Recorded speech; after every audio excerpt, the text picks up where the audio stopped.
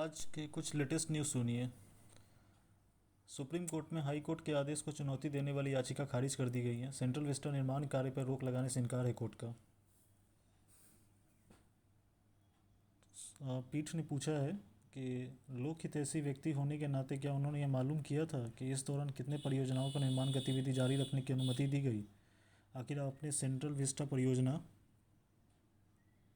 का चयन किस आधार पर किया। दिल्ली हाईकोर्ट ने सेंट्रल विस्टा परियोजना के निर्माण कार्य का जारी रखने की अनुमति देते हुए कहा था कि यह राष्ट्रीय महत्व की आवश्यक परियोजना है। इसके खिलाफ दायर याचिका किसी उद्देश्य से प्रेरित और दुर्भावनापूर्ण है।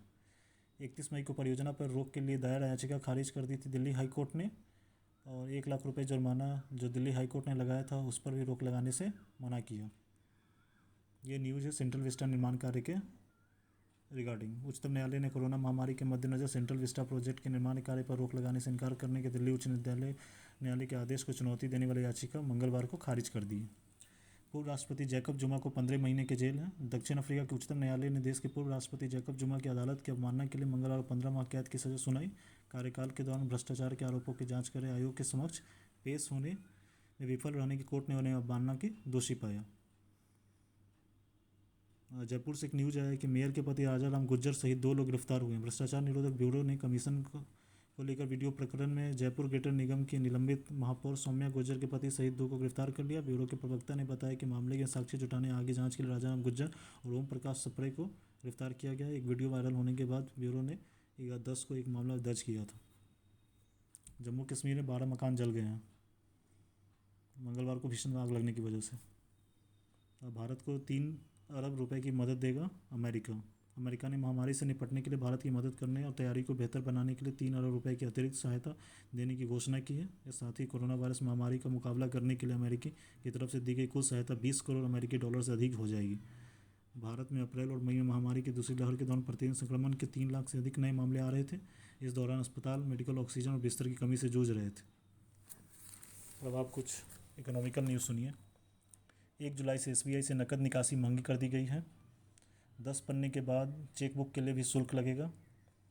दूसरा जो इम्पोर्टेंट न्यूज़ है, हर नग की यूनिक पहचान होगी। तीसरा, नया IFSC कोड लागू होगा। रसोई गैस कीमतों में हो सकता है बदलाव। छोटी बचत पर ब्याज में कटौती की आशंका है। TDS TCS ज़्यादा कटेगा और गाड़ियों के दाम में बढ़ोतरी संभव है। ये सब कुछ इकोनॉमिक के न्यूज़ है। आर्थिक तंगी में फंसी 40% शहरी आबादी। योगोप की सर्वे रिपोर्ट के अनुसार गांव के मुकाबले शहरी आबादी पर ज़्यादा बुरा असर देखने को मिला कोरोना की वजह से। GST कमाई के मोर्चे पर सरकार के लिए चुनौती बढ़ गई है। भारत सबसे बड़ी शेयर धारक होगी। MSME की रेटिंग हो, गडकरी जी ने कहा है। MSME मंत्री नितिन गडकरी ने क्षेत्र के लिए एक रेटिंग प्रणाली बनाने का आह्वान किया है। इसके साथ ही उन्होंने विभिन्न योजनाओं की निगरानी के लिए डैशबोर्ड बनाने की बात कही है। रेपो दर में वृद्धि की कोई संभावना नहीं है। कच्चे पाम तेल पर आयात शुल्क घटाया गया है। NFO में अब ज़्यादा विनिवेश की ज़रूरत होगी। पेट्रोलियम मंत्री धर्मेंद्र प्रधान ने ONGC को आगाह किया है कि खोजे गए क्षेत्रों में उत्पादन शुरू नहीं होने को लेकर वो सशंकित है, और इसी के रिगार्डिंग उन्होंने उन लोग को आगाह किया है कि अगर इन पर काम जल्दी शुरू हो, ऐसा नहीं होने पर सरकार को इन क्षेत्रों को अपने नियंत्रण में लेकर नीलाम करनी पड़ेगी। रिलायंस अबू धाबी पेट्रोल रसायन में करार हुई है। मुनाफा वसूली में से सेंसेक्स 186 अंक नीचे आ गया है। पेट्रोल दिल्ली में 99 रुपये के पास पहुंच गई है।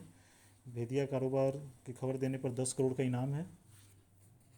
ये सब कुछ इकोनॉमिक रिलेटेड न्यूज़ है। एंडी मरे 4 साल बाद अपना ग्रैंड स्लैम विंबलडन में पहला मैच जीते हैं 4 साल बाद। और यूपी की सीमा को टोक्यो का टिकट मिल गया। उत्तर प्रदेश की बहु डिस्कस थ्रोअर सुषमा पुनिया ने राष्ट्रीय अंतर्राज्यीय एथलेटिक्स चैंपियनशिप के आखिरी दिन मंगलवार को कमाल कर दिया। उन्होंने 63.2 मीटर थ्रो के साथ न सिर्फ स्वर्ण पदक जीता बल्कि टोक्यो ओलंपिक के लिए क्वालिफाई कर लिया। मेरठ की अनु दूती और जबीर की रैंकिंग से ओलंपिक में मौका मिला है। अंतर्राष्ट्रीय एथलेटिक फेडरेशन मेरठ की जेवलिन थ्रोअर अनु रानी, उड़ीसा की फराटा एथलीट दूती चंद और केरल के हर्डलर जबीर मदारी को रैंकिंग के हिसाब से ओलंपिक में एंट्री देने का फैसला किया है। पंजाब के हरमिलन बेंस ने एक बार फिर 1500 मीटर की दौड़ में अपनी श्रेष्ठता साबित करते हुए एशियाई चैंपियन रही पीयू चित्रा को तीसरे स्थान पर छोड़ते हुए स्वर्ण पदक जीता। युवा गोल्फर अदिति अशोक ने लगातार दूसरी बार जगह बनाई। मैरीकॉम प्रतिबंधों के कारण इटली के अभ्यास करेंगी। इंग्लैंड पाक वनडे में 80% दर्शकों को मंजूरी मिली है। पूर्व फुटबॉलर भास्कर गांगुली अस्पताल में है। भारत के पूर्व गोलकीपर और 1982 एशियाई गेम में फुटबॉल टीम की अगुवाई करने वाले भास्कर गांगुली को तेज बुखार और ऑक्सीजन के स्तर की कमी की शिकायत के अस्पताल में भर्ती हुए। इस पूर्व खिलाड़ी की कोविड-19 जांच रिपोर्ट हालांकि निगेटिव आई है। अब आप कोरोना से रिलेटेड न्यूज़ सुनिए। फ्रांस, जर्मनी समेत कई देशों ने व्यवस्था अपनाने की तैयारी में संक्रमित हो चुके लोगों के लिए एक ही खुराक काफ़ी। फाइजर जॉनसन से भी बातचीत जारी है। नीति आयोग के सदस्य डॉक्टर वी के पॉल ने मंगलवार को कहा कि कोरोना रोधी टीका फाइजर तथा जॉनसन एंड जॉनसन से भी सरकार की वार्ता जारी है। देश में 49% बुजुर्गों को पहली डोज लग चुकी है। पीएम मोदी मंत्रिपरिषद की बैठक आज करेंगे। पाकिस्तान में टिकटॉक पर फिर से लगी पाबंदी। यूपी में चीनी मिलों से हो रहा वायु प्रदूषण, एनजीटी कही है। लश्कर कमांडर अबरार समेत 2 आतंकवादी ढेर। पंजाब में सरकार बनी तो 300 यूनिट मुफ्त बिजली मिलेगी। दिल्ली के सीएम अरविंद केजरीवाल ने कहा है परमाणु संयंत्र की 5वीं इकाई का निर्माण शुरू। राष्ट्रीय हरित अधिकरण एनजीटी ने उत्तर प्रदेश में विभिन्न स्थानों पर चीनी मिलों के कारण अत्यधिक वायु प्रदूषण होने की वजह से पर्यावरण का नियंत्रित क्षरण होने के मद्देनजर उत्तर प्रदेश प्रदूषण नियंत्रण बोर्ड को इसके समाधान के लिए विशेष अभियान चलाने का निर्देश दिया है। पीठ ने यूपी पीसीबी को निर्देश दिया कि वो एनजीटी द्वारा गठित निगरानी समिति की कार्रवाई रिपोर्ट सौंपे। जम्मू कश्मीर में ड्रोन हमले की जांच एनआईए ने संभाल ली है। कोरोना के नए मामले 40,000 से कम आ गए हैं। बहुत खुशखबरी की खबर है।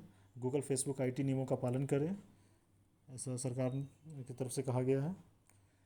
संसद का मानसून सत्र 19 तारीख से शुरू होगा। पीएम ने किया ड्रोन हमलों से निपटने की रणनीति पर मंथन। ये आज के कुछ इंपॉर्टेंट न्यूज़ थे।